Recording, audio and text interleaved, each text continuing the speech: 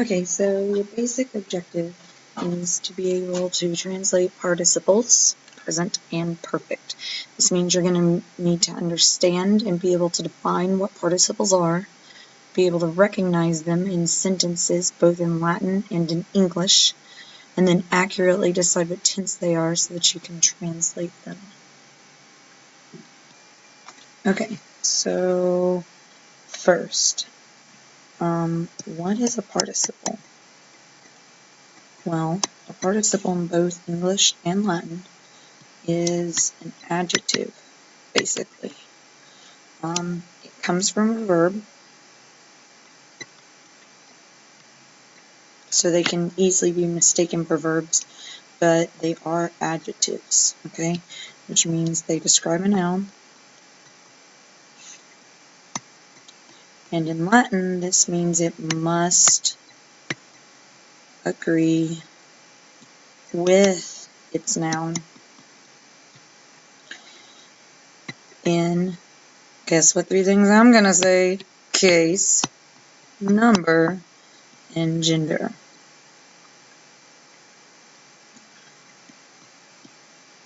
So we're going to talk about 2 types.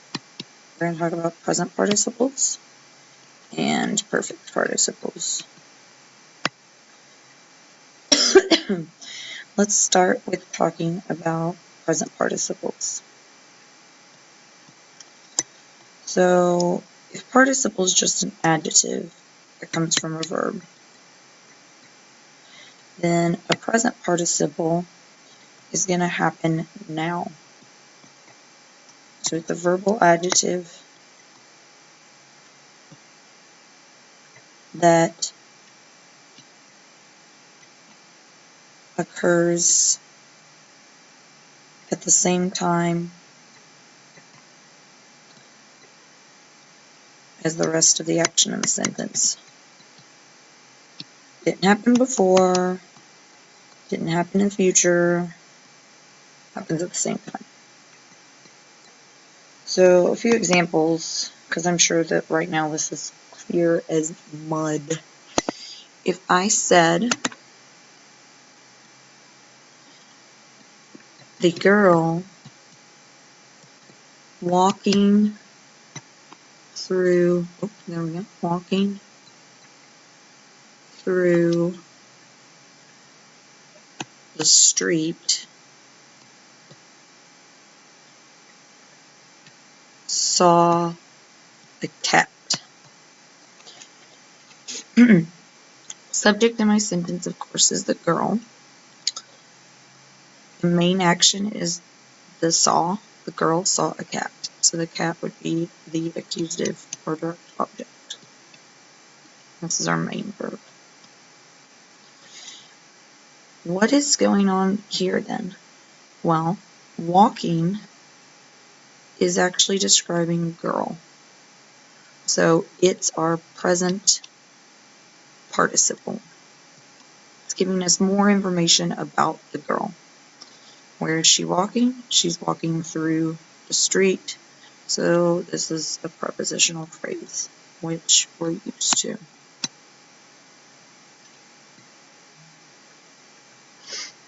Let's look at another example in English. The slaves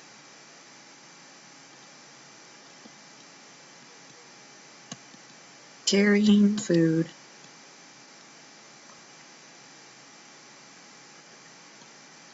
enter the house. Alright, so the slaves are what the sentence is about. It's through my subject. What is the main action here? What can we not take away and still it's a complete sentence? That's enter. So this is our main verb.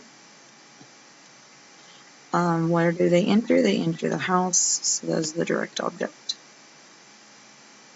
The carrying food part, what's that? Well, carrying is describing the slaves. It's something that they're doing, so it's a present participle.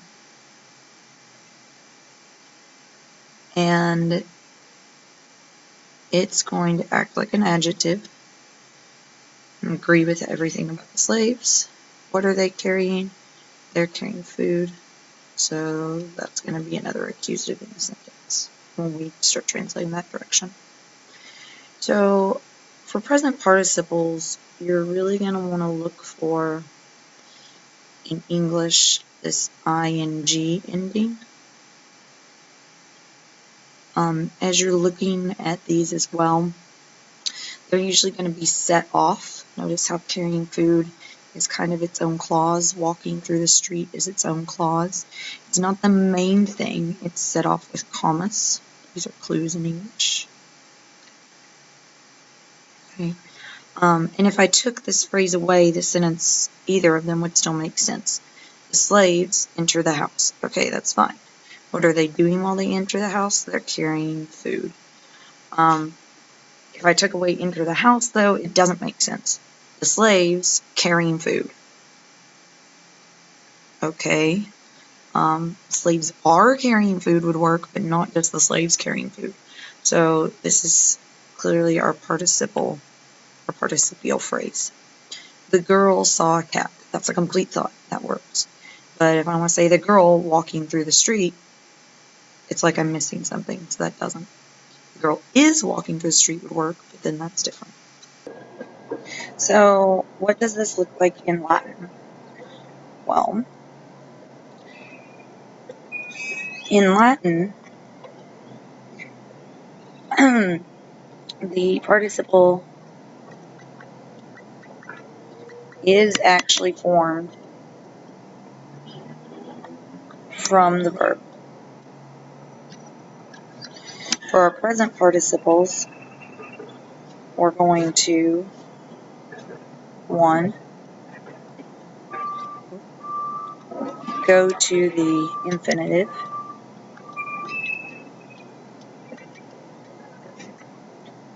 2, chop off the RE at trace,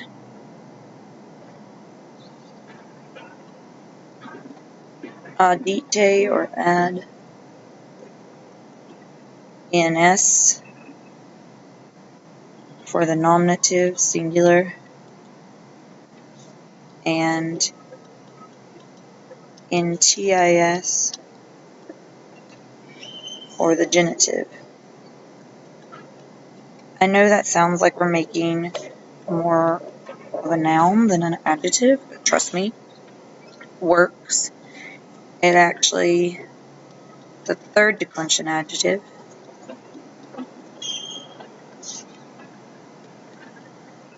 so what does this look like? Well, let's take walk and do this. So if I do ambulare, I chop off the RE.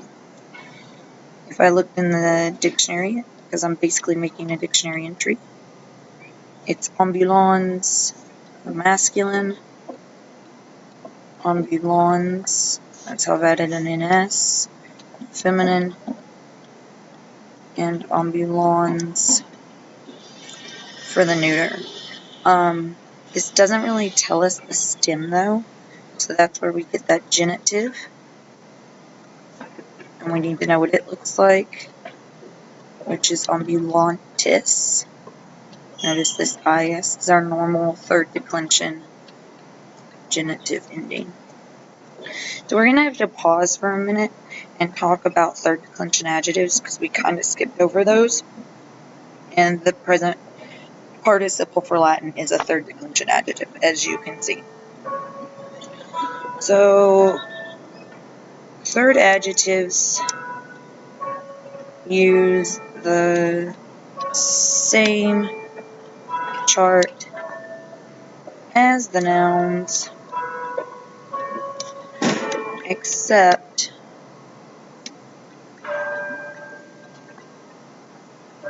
for a couple of endings.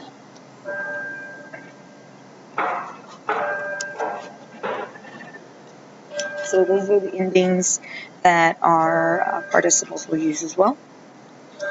We don't know the third neuter, but third masculine and feminine are regular nouns. You should know. So this chart should look very familiar to you.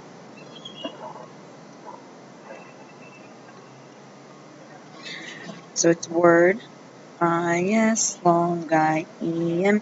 Normally this would be an E, but since it's an adjective and all third adjectives use this chart, it's actually an I. Long E-S.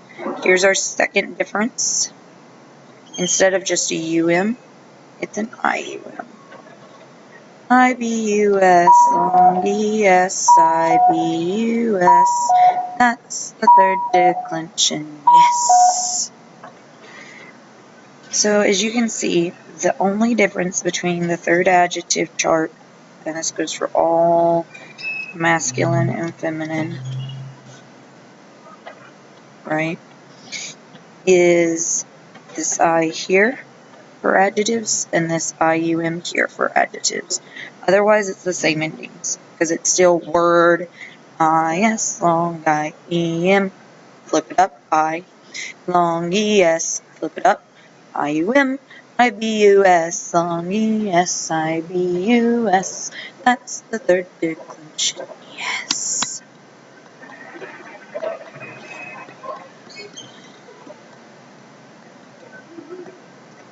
So, remember we said that our participles, our present participles, were found from the verb. You go to the infinitive, you chop off the RE, and then you add NS and NTS. This gives us the nominative for masculine, feminine, and neuter, and a genitive, so we have a stem to add those endings I just showed you onto, and it makes the present participle a third declension adjective. I also said that they have to agree, that these participles have to agree with their nouns in case, number, and gender. So let's look at a couple of Latin examples.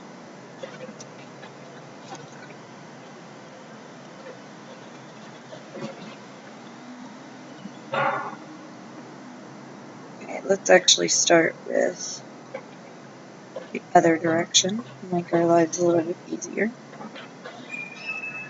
So, Rex Milites Pro Templo Sedentes Spectabat.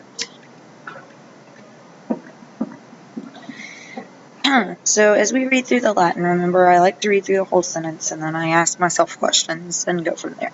So Rex Milites Pro Templo Sedentes Spectabat. I'm going to go ahead and chunk this out and do this first part first. Rex Milites Spectabat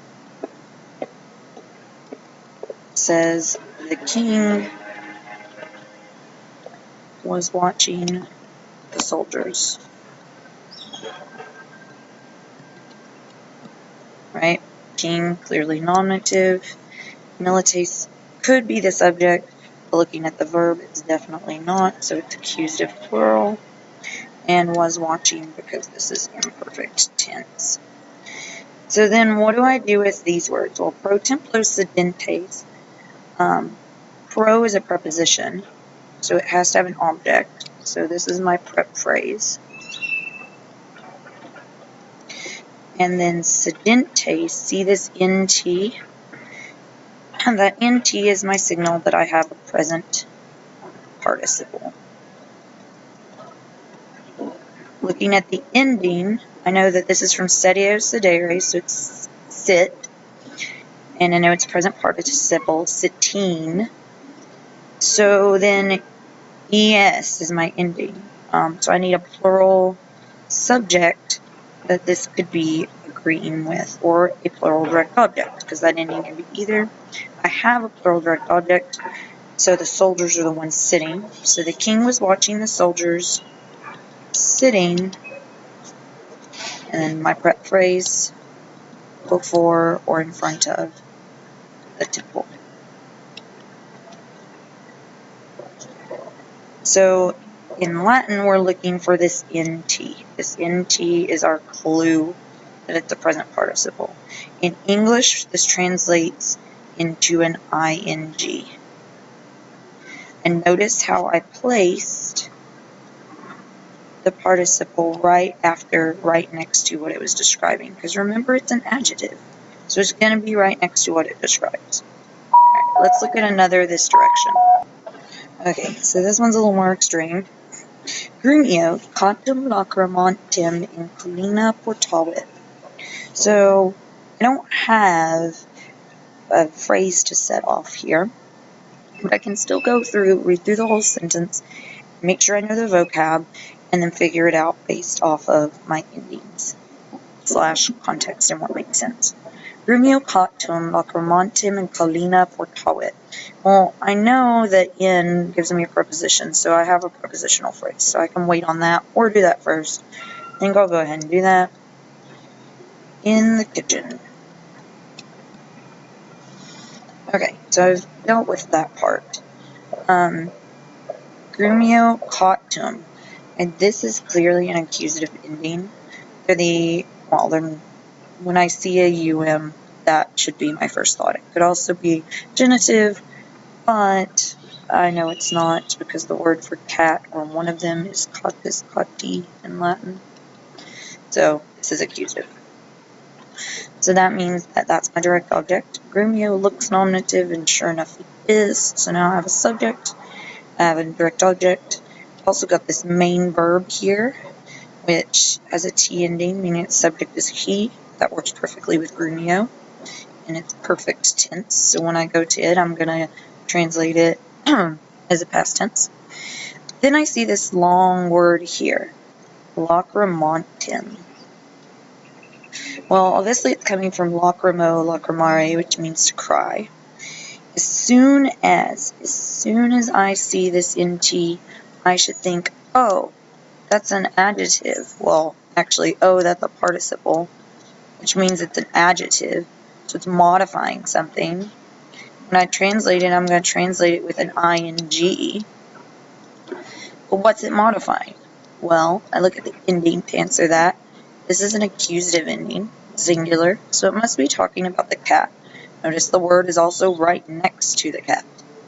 So, I know Grumio, cat, carried, and crying. And I know what fits together, so I'm going to go Grumio, carried, the crying cat. All together in the kitchen in Colina, Grumio carried the crying cat. Grumio portavit cautim lacrimontem. See? Okay. I think this video is long enough, and I don't want you guys to have to watch 1,000 more things. So for now, finis. We'll talk about perfect participles in pars secunda. So, to be continued, friends.